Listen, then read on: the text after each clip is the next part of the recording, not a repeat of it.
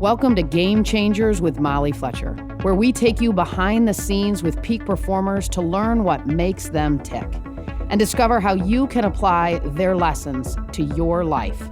I'm your host, Molly Fletcher.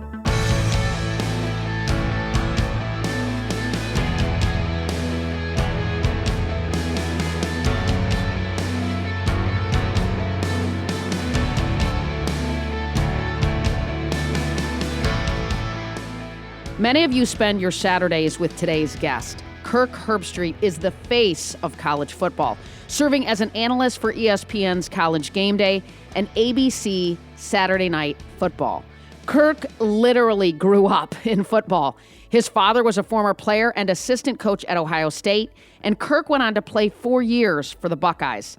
In his new memoir, Out of the Pocket, Kirk takes us inside the locker room, the practice fields, meeting rooms, and stadiums. But he also opens up about the personal challenges he's overcome, the collapse of his parents' marriage, his intense fear of public speaking, and a frustrating college playing career. We talk about what happens when your dream blows up, taking a chance to pursue your passion and never compromising what matters most. This one isn't just for college football fans. It's for anyone with a dream they're pursuing. Here's my conversation with Kirk Herbstreit.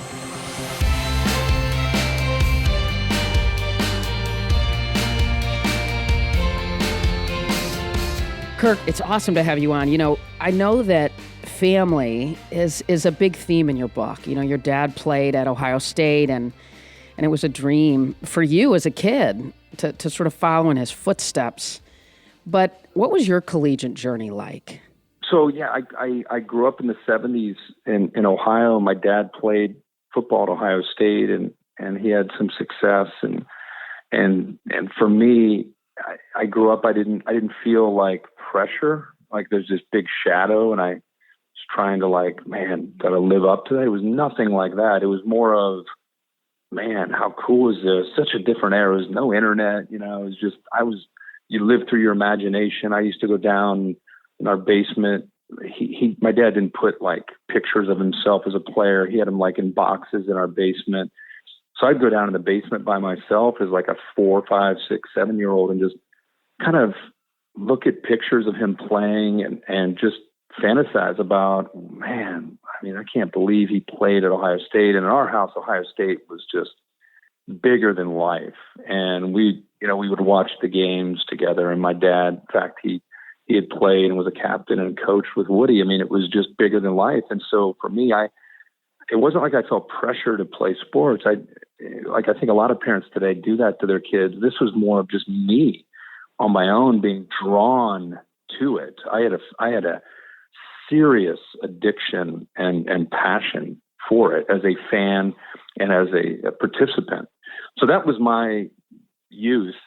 And then when I became good enough in high school to be recruited by, a lot of schools around the country, it was a no-brainer. I was going to go to Ohio State and try to live out a lifelong dream. And then, as I say in the book, man, I was hit with a 2x4 right in my forehead and just struggled to realize I belonged in that locker room. And there were just so many different obstacles that I had to overcome to finally make it as my senior year. So, I think today in college athletics, especially in football, you see kids in the transfer portal and they leave as soon as there's the first sign of trouble. And I thankfully did not do that. My dad gave me some advice, and I wanted to quit. That was my instincts. I wanted to leave because it wasn't working out. But he didn't pressure me. He just kind of encouraged me to keep trying. And I stayed, and it ended up working out, where I became a captain myself my senior year and recognized by my teammates as most valuable player and most inspirational player. So it in my case, it worked out. But for sure, I felt the challenges of trying to make it at a very high level in college athletics. I know you talk about how you even considered, that transferring or trading football for baseball. Yeah. Yeah, baseball was probably my biggest passion growing up. It still is. I love baseball. Kirk, how did you overcome, kind of that self-doubt maybe and navigate your way through that adversity and change? I mean, obviously there was a very mental side of that. What was your approach? Well, I saw a team psychologist, which was in 1990, 1991 was almost unheard of, to have the courage as an athlete to, it's almost like I had to look over my shoulder, both my shoulders, like, is anybody going to see me do this? And I had to like tiptoe into his office, like I didn't want to be the one that's the guy that's got problems. And so but I got so much out of it, not only talking to him about sports, but talking to him about my family, and just, we got into so much that I got to a point where, man, I could not wait for the Wednesday 10 a.m. visit or whatever it was. I was like excited to go see him. And so he was a big part of it. His name was Dr. Bud Ferrante, and I mentioned him in the book. But like anybody's, your family, your support staff, depending on who that might be for you, the people that really care about you when it's good and when it's bad, and the people that tell you the real truth. I think that those are the people that you have to rely on when you go through those storms in life. It could be a pastor, it could be a mentor, it could be somebody that genuinely just cares about you, and not the people that are just patting you on the back, or, hey, when things are good, they're there, but when things are bad, you never hear from them.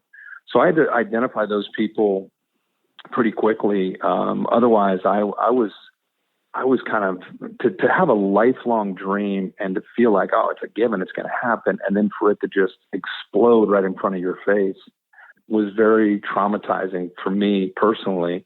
You try, and then it's human nature. You just are like, throw in the white towel, I'm done. I quit. And so you need people around you to encourage you, to be real with you, to uplift you, to show you any signs of, no, this thing's going in a better direction. No, look at this and look at this. Now this is good. To give you just an extra set of eyes and perspective, especially when you're down deep, just out of it. And maybe you don't have that perspective because you're just so beaten down that you don't even see some positive signs because you've just been so negative for so long. For me, it was like 3 or 4 years of just negativity.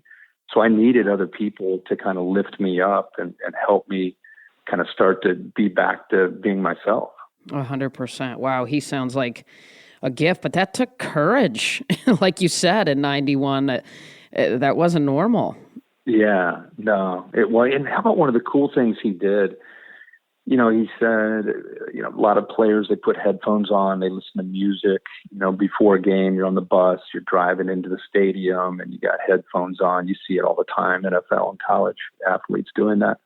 Even the swimmers, I'm watching the Olympic swimmers do it. So, you do it for motivation. And so he encouraged me to find music. And he said, but what I'm going to ask you to do is I want you to go to your mom and your sister and your brother and your dad and ask them just to, and keep in mind that the technology back in this era, but ask them to speak into a recorder and just have them just speak to you, open their heart up to you and just kind of talk to you. And he's like, what I want you to do is edit, if you can find somebody to edit the music for 2 or 3 songs, and then your mom will come on, and talk. And she'll go for, a couple minutes and then go back to the music. And then your dad will come on, and speak. And then, so I ended up doing that. So before every game, I would have that, as part of my routine, which I thought that was a really interesting move, and something that here I am 51 years old now, and looking back at it, I feel like it was yesterday. I can remember how impactful that was for me, that to have them kind of with me after everything I'd been through, going into my senior year, going into all these stadiums and games. It felt good to have them, talking to me right before I would go on the field. And I would imagine, Kirk, those moments and so many others along the way, they give you a really unique window into the ability to connect, right, to current college athletes, to because of your football journey at the college level. Tell me about that. I mean, I obviously, Your journey drives that connection, doesn't it, from the booth with the players, with the coaches? Well, 100%. I feel like that's had a lot to do with my career as a broadcaster. As you just touched on, I can relate to the players that I'm covering because I was the 5-star number 1 ranked recruit coming in to a class expected to be a 4-year starter, lead us to big bowl games, and everybody's going to tell you how great you are. I was that guy coming in. And then for 2 or 3 years, I was the last guy on the totem pole. I was at the bottom of the roster. I was the bust. I was the guy that nobody cared about. Everybody forgot about. And so to go from the top of the roster to the bottom of the roster, and then to work my way back up through the bottom, back up to the top to be the captain of the team, I really feel that I can relate to these players because I've seen it all. I understand the stress. I understand the pressures of being the guy that's supposed to do well and doesn't. I can understand the guy that's like down at the end of the bench, that's like disheartened and frustrated. And I can also understand the guy that's the starting quarterback and captain and dealing with that pressure. So yeah, I really feel, and if you ever hear me do a broadcast, I'm very rarely critical of players because of my background. I'm critical of attitude. I'm critical of a selfish attitude or a me attitude or a ridiculous mental error where a guy thinks about more, he's talking trash or he gets a penalty for something that's, a mental mistake. But as far as a physical mistake, I'm 25 years of doing this, I try not to be that guy. I try to be a little bit more positive in my style of broadcasting. But yeah, I think that background definitely has helped me for sure. For sure. And what's amazing, Kirk, some people know this. Some people don't. We could be looking at Kirk Herbstreit, the pharmaceutical sales rep, right out there just banging doors, killing it, right? Talk about the decision to go into sports broadcasting. Yeah, that story, I feel like of everything in the book is hopefully the message. Like I know my poor kids, they've had that pounded into them their entire lives, is finding something you have passion for. And in my case, it was, I graduated from college. I would love to have gone to the NFL. I had some free agent opportunities. I was kind of to the point after everything I'd been through. College football was more my personal destination, my goal. The NFL back in 1992, it would have been cool if I was drafted, but I wasn't going to pursue it like play in the Arena League and bounce over to the World League in Europe. Like it was like, I'm either drafted or I'm done. And so when I was done, I'd done a bunch of interviews with pharmaceutical reps and Worthington Industries in Columbus, which is a company actually started by a former Michigan State grad, John McConnell. He's done really, really well. He's since passed away, but his company is huge. But I was going to go there, had all these job opportunities, and just thought I didn't really know what I wanted to do. I'd just get into business and make money, And then I started to ask about local radio stations if they'd have any interest in me helping out. And as 2 or 3 months went by, one of them said, "Hey, we want to hire you, and we're going to pay you $12,000 to do an afternoon sports talk show."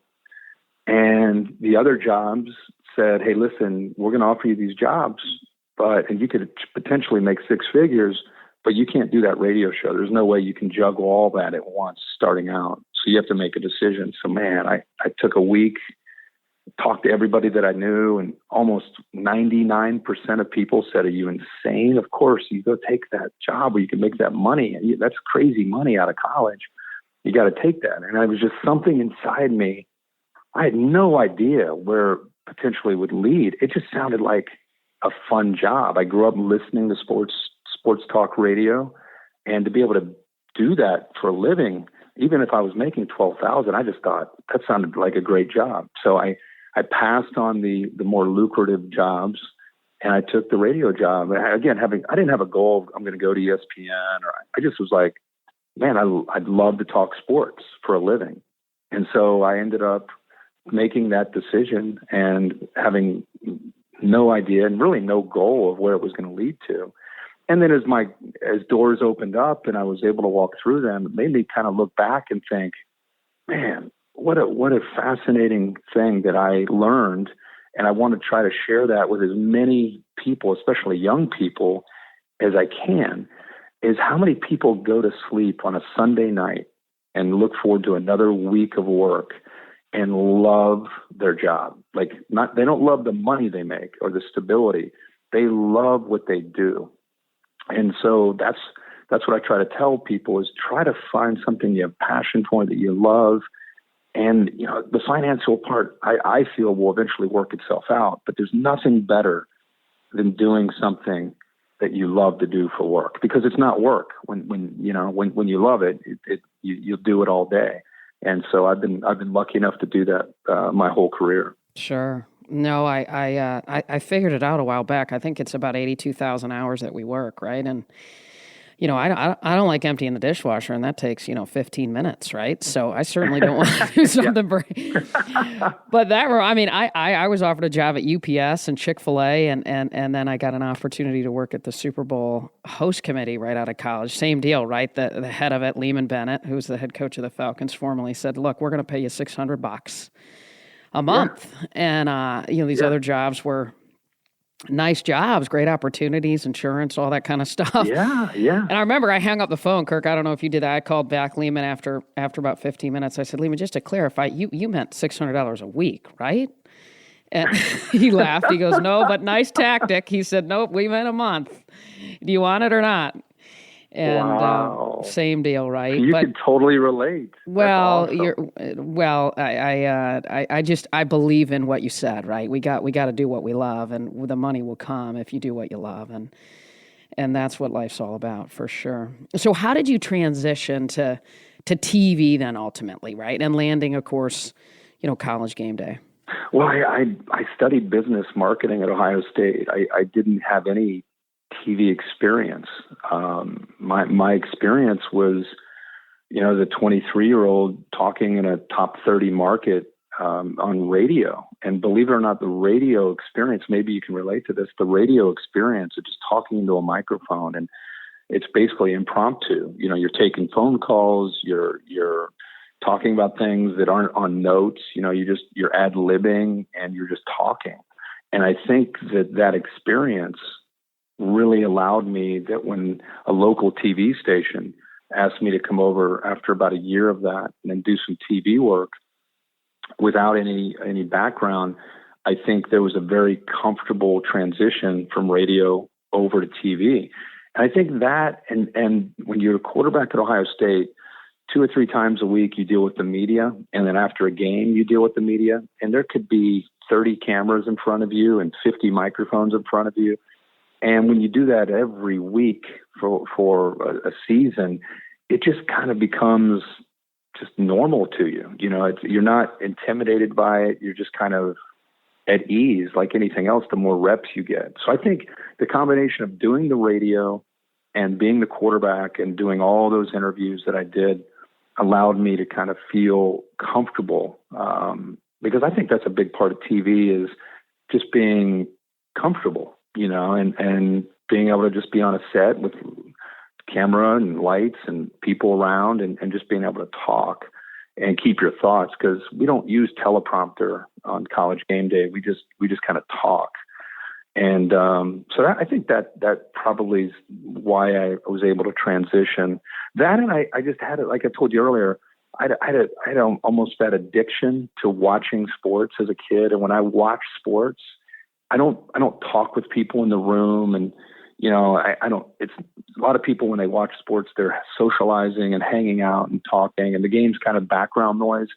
For me, I hate to say this, but the people in the room are the background noise, and the game is what I'm completely into. The graphics, the audio, like I've always just loved it, and loved the different voices in all the sports, not just football. I mean, I've watched it all. And I think what happened was subconsciously, I digested so much of that it really helped me become my own broadcaster, because it was like my own way of studying. Instead of doing it in college, I did it from the time I was 5 years old up. And it was just a hobby of mine that I I wasn't taking notes, but I think I was taking mental notes. I think it really helped me understand what the viewer wants and what the viewer likes to hear. And obviously, there's a whole lot of glamour inside of your role, but there's a grind to it too, right? Walk me through maybe a typical week, right, during college football season, and how do you? 25 seasons, right? That's a long time. How do you stay fresh and sort of lean into that challenge at some level potentially? Yeah, that's tough. I think the work, and again, going back to the passion, you don't mind the work. And I do College Game Day on Saturday, which is a 3-hour studio show where we cover the entire country. Every conference, not every team, but a lot of the teams. It's 3 hours of content. So, and it's all live, without a teleprompter. You're just you get 3 other guys on the set. And you're just kind of, I don't want to say winging it, but you're just ad-libbing and talking and having a lot of fun talking about college football. But to be able to pull that off takes Monday through Friday, just constant preparation, whether it's things you're reading, coaches you're talking to, players you're talking to. You're just constantly all day from the time you get up, other than your family time, the time you get up to the time you go to bed, you're just consuming.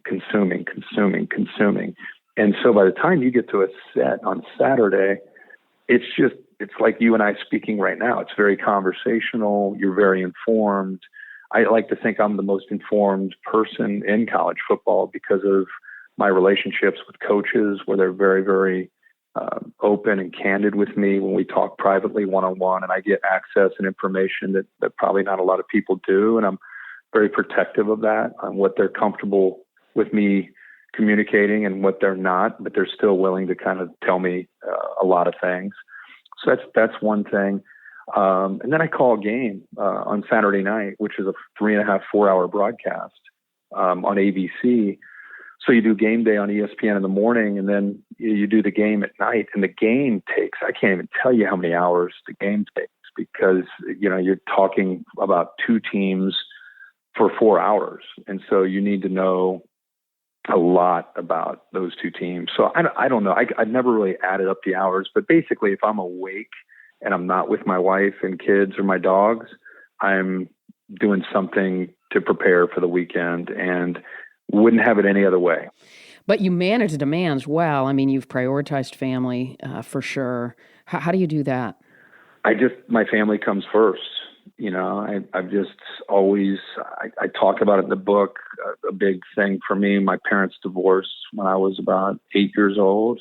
And my dad, who was my hero, just kind of floated out of my life.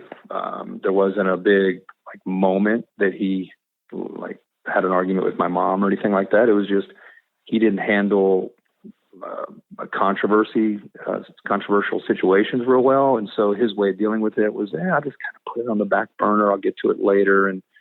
And a week led to a month, led to 6 months, led to a year, led to a few years. And my dad just kind of fell out of being in my life to a certain degree, as much as I wanted him. And he got remarried. And so that part for me was, I think, a challenge to deal with. And it kind of continued throughout the rest of his life. He passed away in 2016.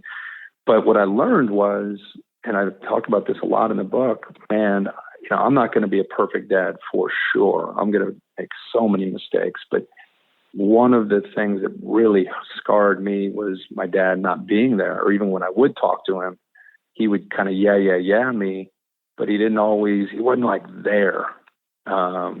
He'd be in the middle of cooking, let's say, putting in ingredients, and I'd be kind of telling him something, what I felt was really, because nobody I wanted to share more with than to my dad. And I never got angry or had frustration. I got more sad than anything, but I never had resentment or anger despite his shortcomings. So every time I would come back like that, and this happened, Dad, and he'd be like, oh, is that right? He'd be just kind of mixing his chili or whatever he was making, and his eyes weren't on me. He wasn't there. He wasn't taking it in. And when that happens over and over and over and over and over to the person you look up to, man, that hurts. And so when I had kids, I was like, I could be in the middle of a conversation with Nick Saban. And if one of my kids says, "Hey, Dad," I'm going to immediately say, "Coach, hold on a second. Yeah, what's up, man?" Like, I am not going to be the guy that's not listening to my kids. And I'm sure I've failed here and there, but I've really, really tried to be present. And so how do I balance it all? Like all of us who have kids and also a job is, my kids know, there's certain days of the week that I've really got to grind, and they respect that. My wife respects that. But I've just always tried to, I know when they have a test in math on a Tuesday, hey, I'm like, "Hey, good luck on that test." They don't have to say, "Hey, I have a test." Like, I know, "Hey, man, good luck on that test today." When they come back home, "Hey, how'd that test go?" I'm like, I'm engaged in their life. If you talk to my kids, I'm sure they'd tell you I've got some strengths and some areas of weakness, but that was the one area that I wanted to try to make sure I was there for them.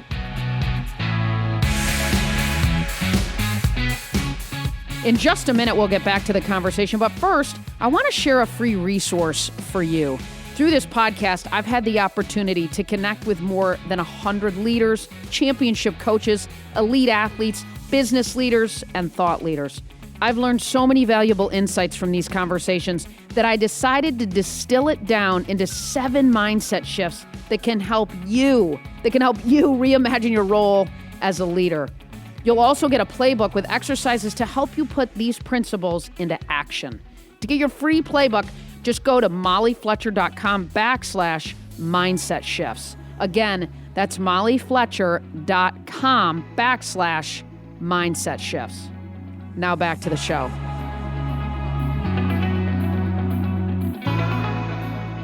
How have you navigated career opportunities right now? For example, in terms of, what do you say yes to? What do you say no to? I think that there are so many people in the world, right? Prioritization, focus. What do we say yes to and no to me, becomes a byproduct of a life of balance, a life of living into our values and our priorities.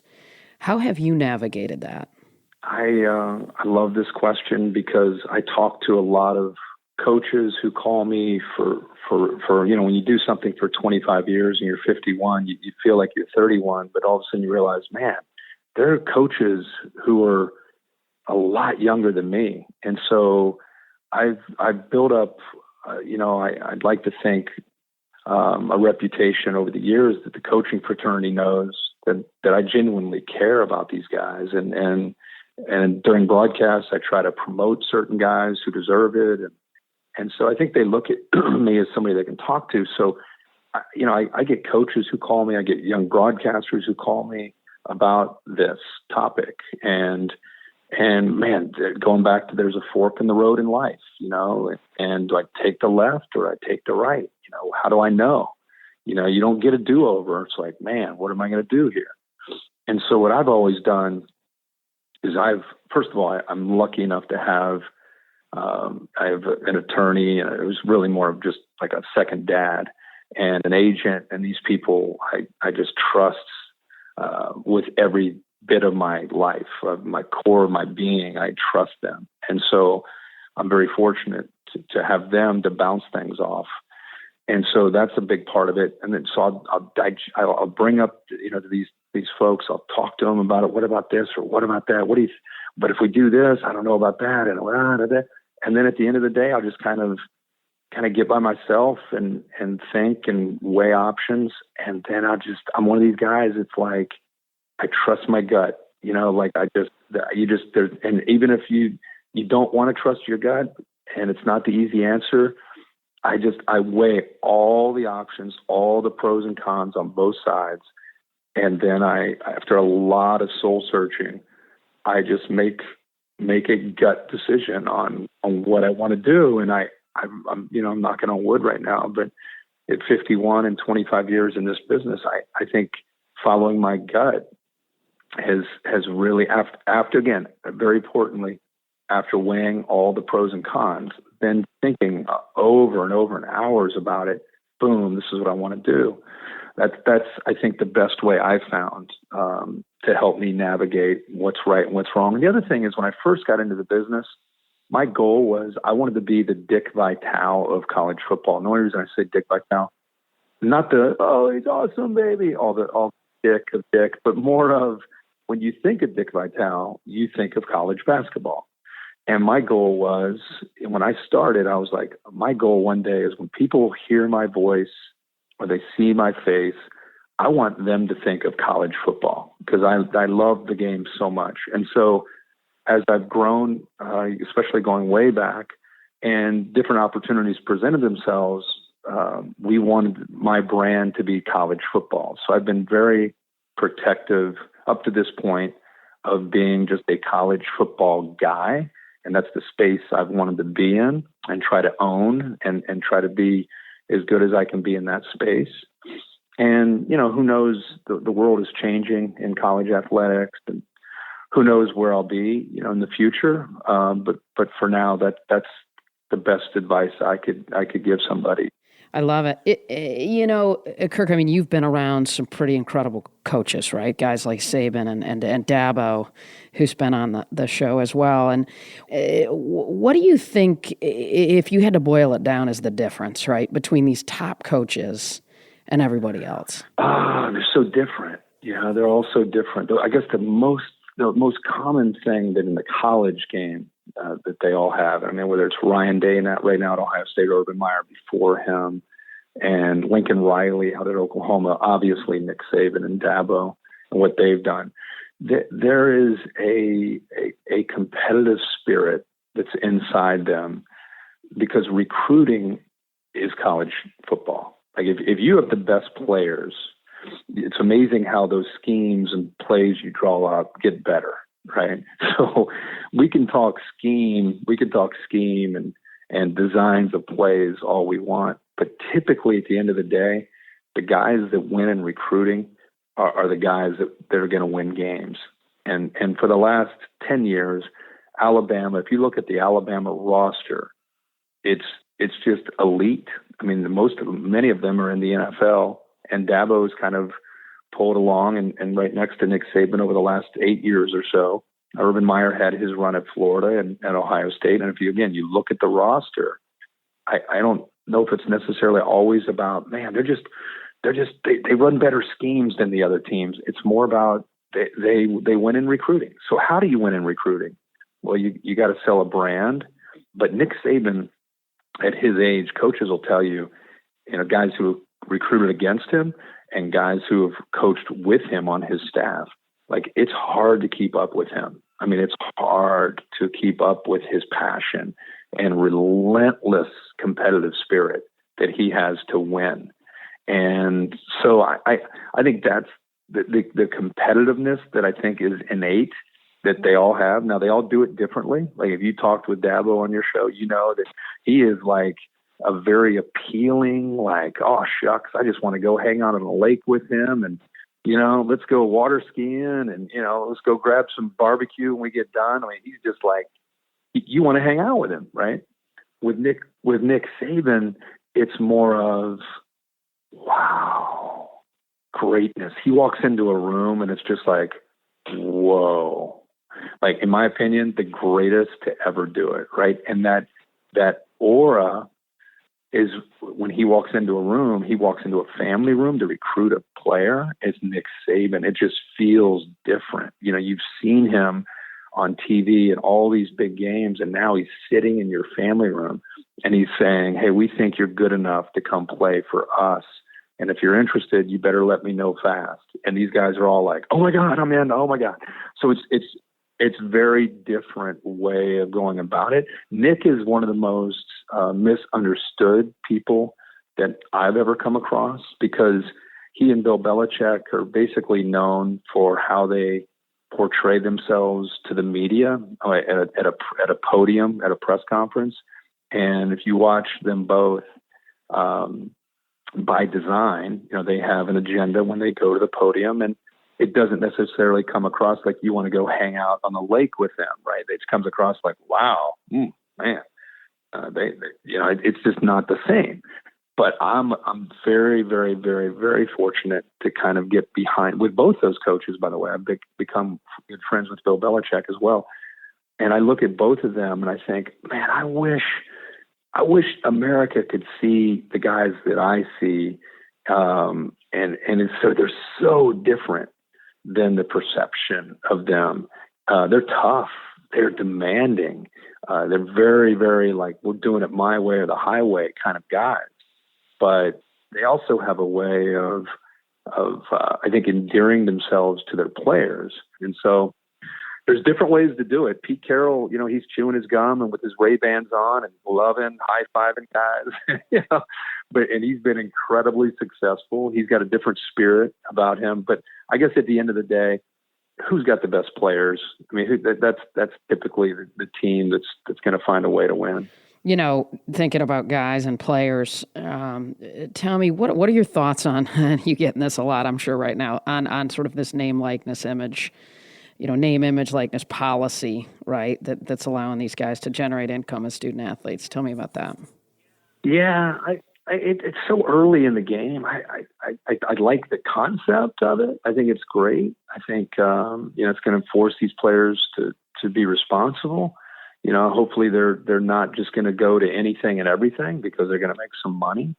I think that's my biggest concern. That and are these players going to learn about tax implications? And it's a different game. If you make $20,000 in reality, I like to look at it like you made 10. By the time you pay an agent, you pay taxes and everything else, you made 10. You're out there spending $20,000, and it's like, oh no, you can't do that. So I hope they learn about that. So I think there's some good. I just think, like anything else in life, there's going to be some stories that are going to be on SportsCenter that were like, oh boy. So it's going to take probably a year or two for this thing to just kind of settle into the reality of what it really means. I loved what Ryan Day said of Ohio State at the Big Ten kickoff luncheon. He said, what we got to do is, his biggest fear was the starting quarterback is going to make, I think Nick Saban publicly said that his quarterback who hadn't taken a snap has already signed some deals for close to 7 figures. And, starting quarterback at Ohio State will probably be in the same world. And he's like, what about my left guard who's got nothing? So he's concerned with what it's going to do to his roster. He's come up with an idea that every school should get whatever, $2 million or $3 million, whatever they get with companies locally with name, image, and likeness. And then they divide that by the 100 guys on the roster. And then if the quarterback can get above and beyond that, so be it. If the running back can get a little more, so be it. But everybody is going to get X amount of dollars. I think that's a brilliant idea if it can be pulled off. We'll have to see. But again, everything's so new. There's going to be some good. There's going to be some bad. And I think we're all just kind of learning as we go how this is going to impact the college game. Sure. What do you think college football looks like in 5 or 10 years with these kinds of changes? Man, between name, image, and likeness and the transfer portal and of what's happened recently with Oklahoma and Texas, how's that going to impact the Big Ten? I mean, are we going to 4 super conferences, and are they going to break away from the NCAA and form their own world? I mean, right now we're all just kind of speculating. I guess the way it's trending, I would guess that we're going to have these big conferences, and they're going to go form their own world. They're going to leave the NCAA. They're going to create their own legislative body, and they're going to form their own rules. And it's basically going to be like minor league football, and hopefully with they make sure the academics and the education aspect of it are still a big focus. It seems like that part of it just continues to get pushed down further and further. And man, 2% of these guys make it to the NFL. So we're talking about 98% of these guys don't play in the NFL. And I feel like it's the opposite. I feel like we're focused on 98% of these guys make it to the NFL. And so if based on the rules and how things are trending and changing, I just want to encourage decision makers and fans and all of us to remember that these guys, hopefully they'll make some money in college, but they're not all going to be Tom Brady. They're not all going to the NFL. They're going to be done with college, And this system is a meat grinder. Like if you're done playing and you wore number 22, your jersey was 22, and you graduate, out with the old, in with the new. Here comes a new 4-star, number 22. And you're forgotten. You're old news. And so I always try to encourage athletes, quit complaining about the system.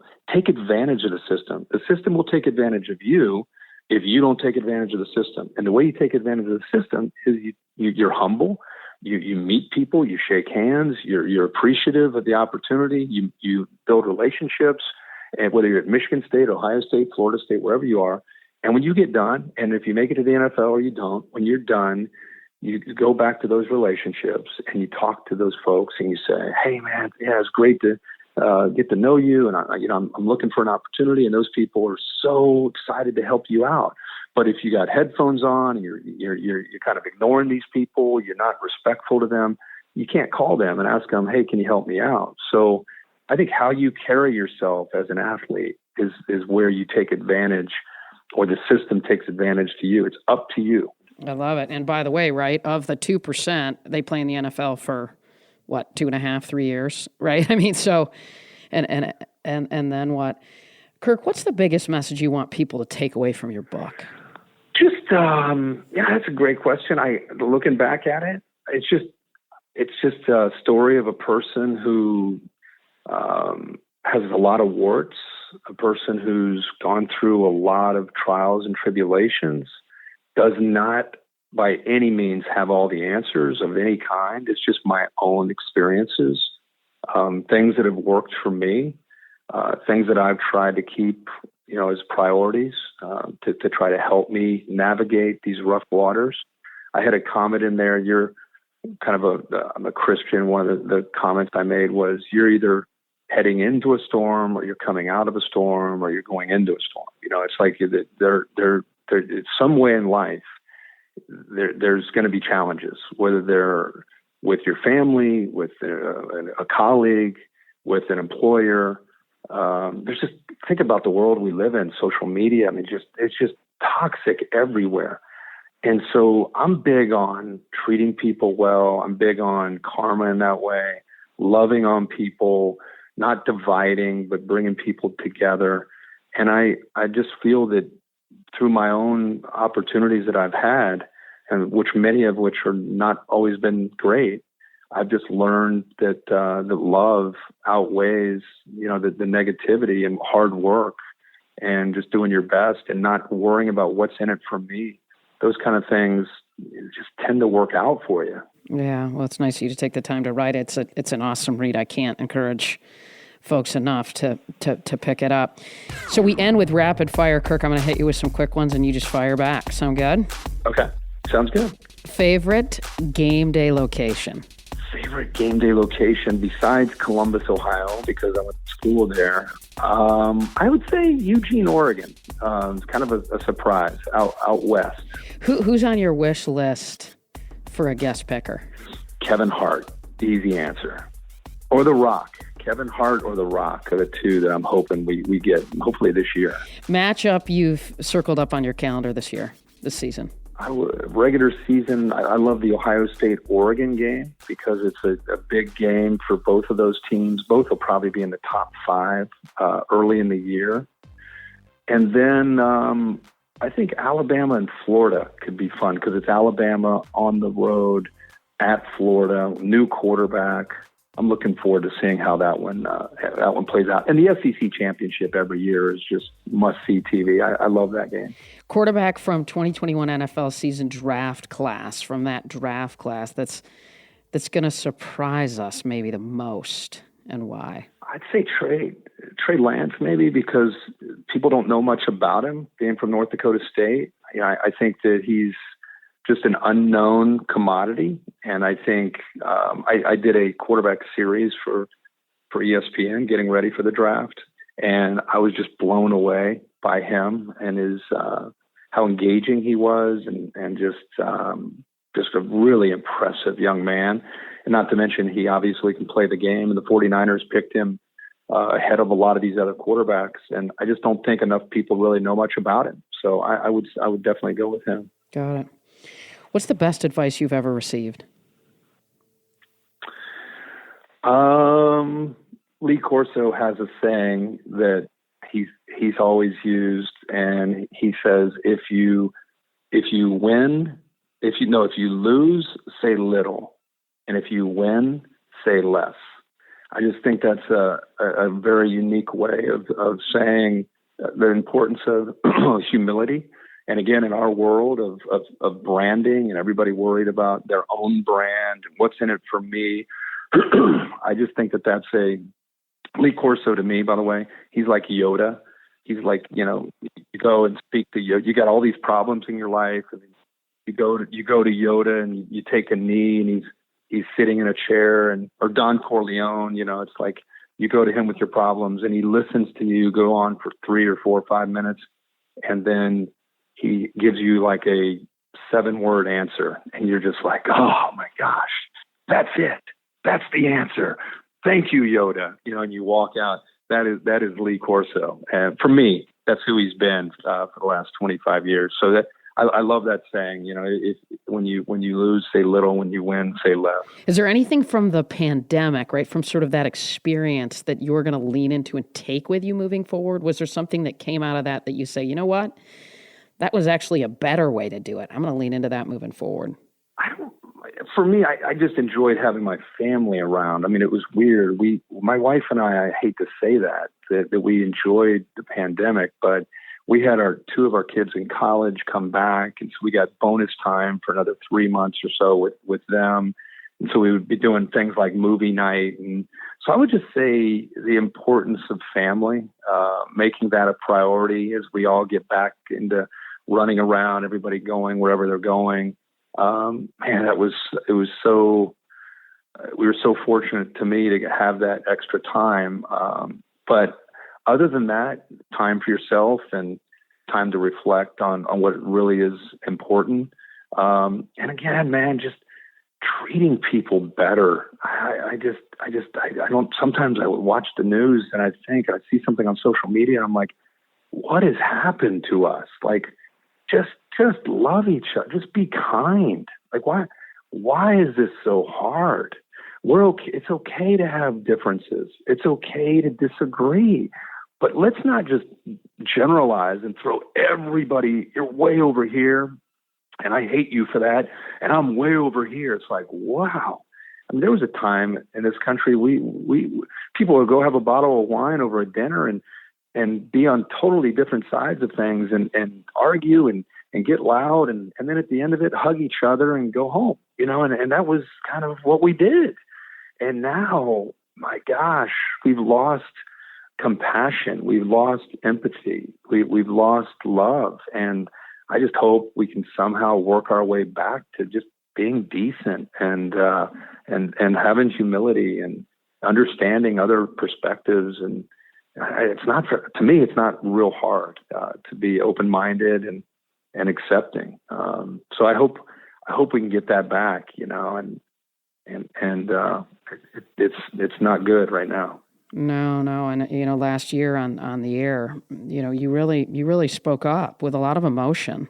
Yeah. On racial injustice, and it went viral. What made you do that, Kirk? I mean, that was obviously very, very authentic and real, and it's super unscripted. Yeah. I didn't really, but powerful. Tend to do that. I listened to, I think we're all the same. I've been fortunate to be around, as an athlete in locker rooms. I'm around a lot of white players, a lot of black players. They were just teammates to me, and sometimes the white guys socially hung out and did different things, and sometimes the black guys did different things. And I was kind of in the middle. I kind of hung out over here and I kind of hung out over there. It was just kind of how I did things.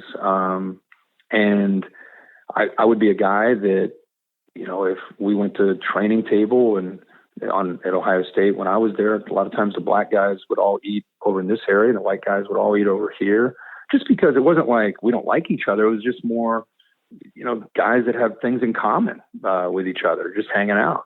And I'd hang out, not intentionally, but a lot of times I'd be the only white guy sitting around at a lunch table or a dinner table and didn't really think much of it. So I've always looked at people as growing up in a locker room as teammates. And we weren't black and we were white. We were scarlet and we were gray. Like we were just teammates. And so when I see where we are, with some of these things, I'm just kind of blown away that people experience some of the things that they experience when they have to worry about, I better not wear a hoodie. I better wear this or I better wear that because in this certain area, I don't want to get pulled over because I don't. And by the way, I'm a huge fan of the police. It's not like I think the police are bad people at all. I'm all about the police. I'm all about, supporting them and they're so important to our communities throughout the country. Are there some bad ones here and there? Yeah. Yeah. There's some bad priests too. And there's some bad doctors too. That doesn't mean all priests are bad or all doctors are bad. You're going to have some people are bad, and they just happen to be police, but that doesn't mean all police are bad at all. I don't know how we came up with that, but anyway, when I saw that feature and I saw some of these experiences these kids have been through, I think it was just overwhelming for me to not just that feature, but just everything that had been going on in our country. Like, what are we doing? Like, get a hold of ourselves. Like you and I were just speaking earlier. Like, what? This is not who we are, man. Like, let's figure this out, And so that I think that's where it came from. So, Kirk, you've been generous with your time. One last question: who is a game changer? The show's called Game Changer. So, who's a game changer, or what game changer inspires you, and why? As a player, I would tell you that probably the greatest game changer I ever saw off the top of my head, it would probably be Michael Vick, who was a quarterback at Virginia Tech. And I know he had some issues off the field, but watching him, what he did for Virginia Tech and how he could change the game in the blink of an eye because of his abilities to run and throw and do things that were so far ahead of his time. He and Reggie Bush are probably the two guys that come to mind in a very, very positive way for their team. And it was like, if they could just get their hands on the ball, we get a chance. It's something that could change the game's about to happen. So that's probably athletically anyway, the names that come to mind. Well, here's to an amazing season. I know you're excited to have fans back and get it done again as you have for 25 seasons. So enjoy it all, Kirk. Thanks so much for your time. Of course. Thanks so much for having me on, and hopefully we'll connect down the road.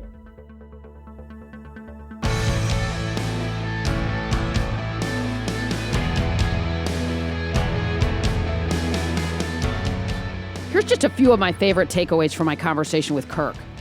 Number one, your path is your own path. In other words, imagine the immense pressure Kirk must have felt, right? As a 5-star recruit following his dad's footsteps at Ohio State. Kirk talked about, though, how he never was living out someone else's dream and the power of creating our own path. Number two, I like how he talked about this. Don't quit on your dreams. Here he has a lucrative sales job, or he has this path, this no way you'll make it dream career in broadcasting path. Even when people told him he was crazy, there was no way. Kirk chose to trust his gut and take a chance on his dreams. Wow, love it. Number three, be present. Be present. Kirk's job, as you can imagine, is incredibly demanding of his time and of his energy. But he's crystal clear on who he wants to be as a dad and ensures he is always working to be fully present with his kids. It's a great reminder for all of us as parents. Being present is the best gift we can give our kids.